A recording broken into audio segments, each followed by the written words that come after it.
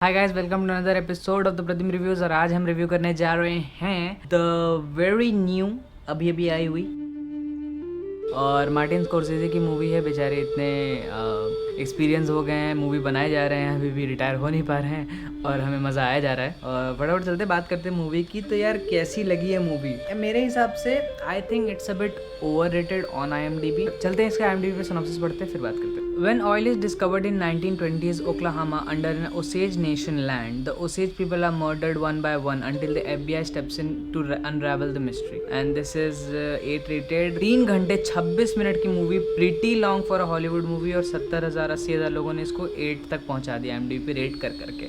Director है Martin Scorsese, writer है Eric Roth, Martin Scorsese and others. Cast में, क्योंकि कास्ट इसकी बहुत बेहतरीन है, लियोनार्डो डिकैप्रियो जो कि अर्नेस्ट बुरखात का रोल प्ले करते हैं एंड विलियम हेल का रोल प्ले कर रहे हैं रॉबर्ट डी नीरो। तो यार ये तो मतलब मैं सिर्फ कास्ट और डायरेक्टर के लिए गया था, मैंने स्टोरी का ऐसा मुझे आइडिया नहीं था, मुझे पता नहीं था कि किस बारे में है। But I think if you don't know anything about the native Americans और ओसेज पीपल और इनके बारे में आपको शुरू करना जानना, तो this might be a good starting point, क्योंकि स्कॉर्सेज़े की मूवी है। तो बात करते हैं मूवी की। यार मूवी थोड़ा स्टार्ट जैसे अगर बोले तो इसकी स्टार्ट ऐसी हुई थी, मतलब स्कॉर्सेज़े का स्टाइल है ओल्ड स्कूल मूवी बनाना। इवन 2023 की जो उनकी मूवीज़ हैं वो भी ऐसा लगता है कि 90s की मूवीज़ हैं। आई थिंक क्विंटन टैरेंटिनो भी वन ऑफ दोज डायरेक्टर्स हैं जो बहुत ओल्ड स्कूल वेस्टर्न वैसा वाला उनका स्टाइल रहता है मूवी मेकिंग का से। बट स्टोरी टेलिंग तो बहुत ही ज़्यादा डिफरेंट है, एज वी नो।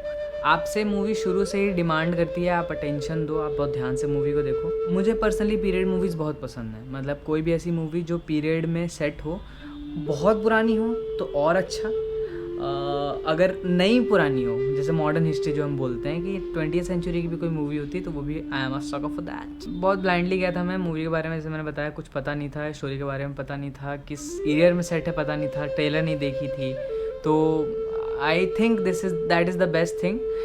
मतलब उस तरह से आप बेस्ट तरीके से मूवी एक्सपीरियंस कर सकते हो। मूवी फिर आपको बताती है चीज़ें, पर आई एम ओके। अगर ट्रेलर देख के भी आप गए हो तो उतना कुछ वैसा नहीं है, ट्रेलर में ज़्यादा कुछ बताया नहीं था, तो आप को मूवी सरप्राइज़ करेगी एंड इवन शुरू से ही आपको इंगेज रखने की कोशिश करेगी, शुरू से ही पहले सीन से।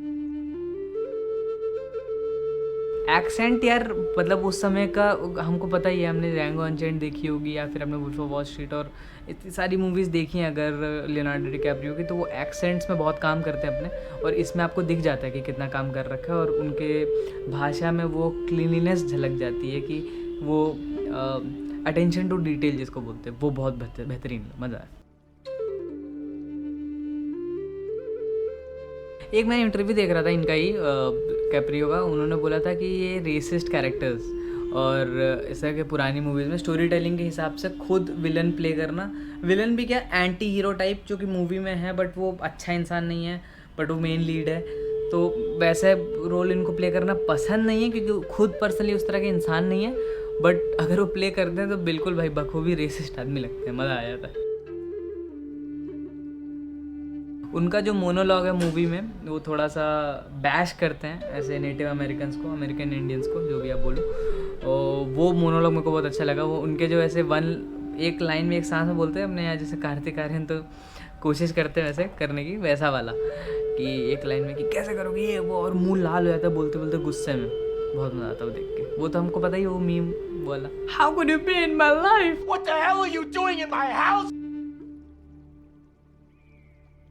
काफ़ी बड़े बड़े सीन हैं मूवी में, लंबे सीन हैं, डायलॉग हैवी है, एक्टिंग हैवी है। तो कोई इंसान अगर इनको इन चीज़ें पसंद है, बहुत एक्टिंग और डायलॉग और इन चीज़ों के में आप हो, तो आपको मूवी मज़ेदार लगेगी। पर आपको ऐसे धूम धड़ाका पसंद है, मूवी में चटक मसाला पसंद है, बॉलीवुडी मूवी पसंद है, गाने पसंद हैं, और आपको ऐसा लगता है कि इन चीज़ों से एंटरटेनमेंट मिलता है ना कि ऐसे, तो आपको ये मूवी बोरिंग लग सकती है। Just wanted to put it out there. इसलिए मुझे लगता है कि थोड़ा ओवररेटेड है, क्योंकि ये मास मूवी नहीं है।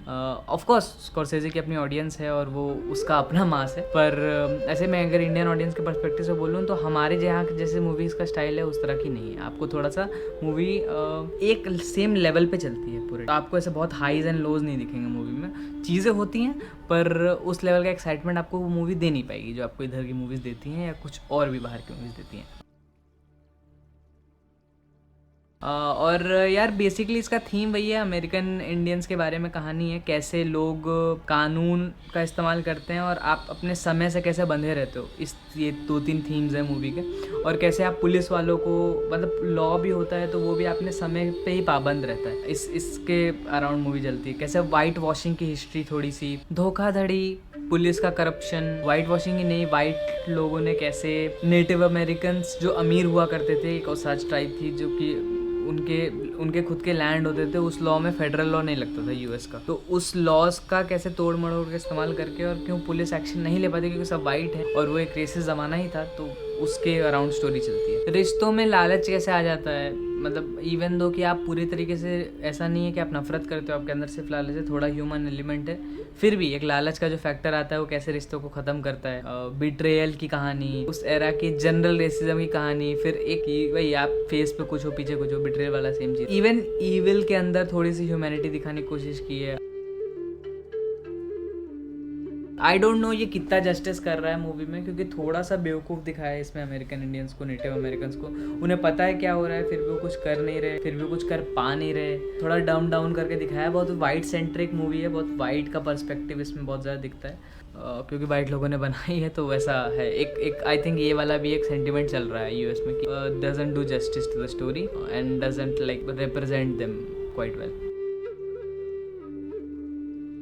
से अगर मैं देखो तो स्कॉर्सेज़ी में गैंग्स ऑफ न्यूयॉर्क, फिर शटर आइलैंड, और फिर वुल्फ ऑफ वॉल स्ट्रीट, और तो ये स्कॉर्सेज़ी और डिकैप्रियो का काफ़ी डुओ काफ़ी काम करता है, हमने देखा है इतिहास में, अभी भी देखते चले आ रहे भाई। तो यार अगर मुझे इसको देना होगा तो मैं इसको अराउंड 7.23 दूंगा, क्योंकि भाई ये मुझे तो बहुत पसंद आई, मुझे सी मूवी पसंद है। थोड़ी सी ज़्यादा लंबी है, आई नो कि उनको स्टोरी टेलिंग में उतना समय लगता है, and I appreciate them for doing that, but थोड़ा सा मुझे ऐसा लगता है कि इसलिए उतना ज़्यादा ये मास अपीलिंग नहीं है, इसलिए मुझे भी उतना अपील कर नहीं पा रही थी कुछ टर्म्स में। तो 7.28 तो नहीं है ये। और आप बताओ, आपको ये मूवी देखनी है कि नहीं देखनी है, और बिल्कुल अगर आपको हिस्ट्री और इन चीज़ों के बारे में जानना है तो बिल्कुल देखनी चाहिए। एंड अब यस स्कॉर्सेज़ी की मूवी है, इससे ज़्यादा आदमी क्या बोल सकता है। चलो।